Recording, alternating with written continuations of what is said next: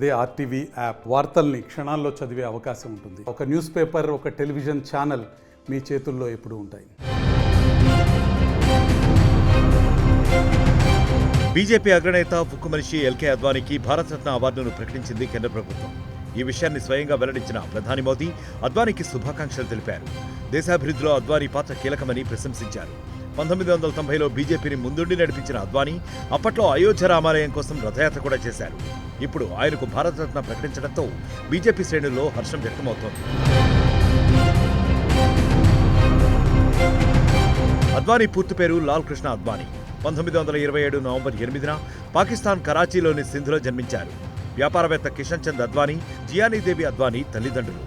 దేశ విభజన సమయంలో 1947 సెప్టెంబర్ 12న భారత్కు వలసొచ్చారు అద్వానీ. 15 ఏళ్ల వయస్సులోనే ఆర్ఎస్ఎస్లో చేరారు. 1967లో ఢిల్లీ మున్సిపల్ కార్పొరేషన్ అధ్యక్షుడైన అద్వానీ 1970లో తొలిసారిగా రాజ్యసభకు ఎన్నికయ్యారు. 1976లో గుజరాత్ నుంచి రెండవసారి రాజ్యసభకు వెళ్లారు.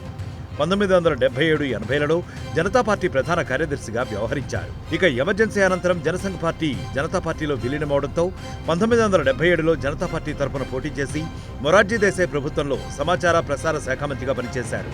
1980లో అద్వానీ సహా కొంతమంది జనసంఘ్ నేతలు జనతా పార్టీని వీడారు. ఆ తర్వాత వాజ్పేయితో కలిసి 1980 ఏప్రిల్ 6న భారతీయ జనతా పార్టీని స్థాపించారు. 1982లో మధ్యప్రదేశ్ నుంచి మూడవసారి రాజ్యసభకు ఎన్నికయ్యారు. అయితే 1982లో 2 లోక్సభ స్థానాలను మాత్రమే గెలుచుకున్న బీజేపీ 1986లో అద్వానీ అధ్యక్ష బాధ్యతలు చేపట్టిన తర్వాత పార్టీ పరిస్థితి పూర్తిగా మారిపోయింది. 1989 ఎన్నికల్లో లోక్సభలో 86 స్థానాలకు పెరిగింది బీజేపీ బలం. అప్పుడే తొలిసారిగా లోక్సభకు ఎన్నికైన అద్వానీ లోక్సభలో ప్రతిపక్ష నాయకుడిగా ఉన్నారు.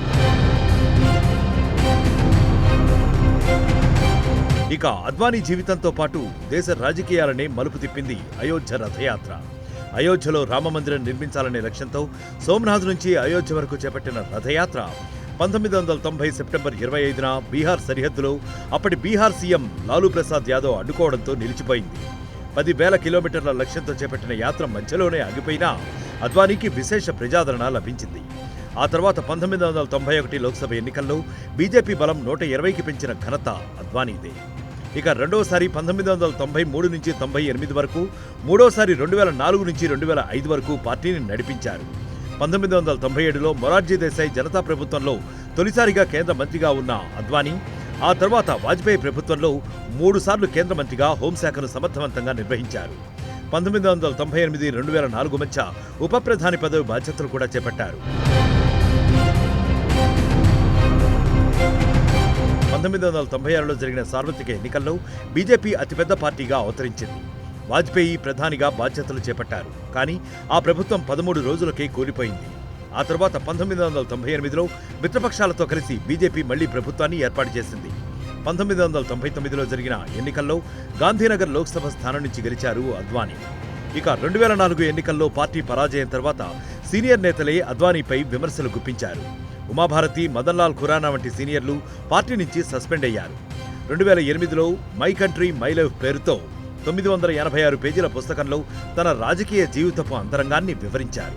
2004 ఎన్నికల్లో బీజేపీ ఓటమి పాలవడంతో అద్వానీ ప్రతిపక్ష నాయకుడిగా నియమితులయ్యారు. లోక్సభలో సుదీర్ఘకాలం పాటు ప్రతిపక్ష నేతగా పనిచేశారు. 2009 ఎన్నికల్లో బీజేపీ ప్రధాని అభ్యర్థిగా పోటీ చేశారు.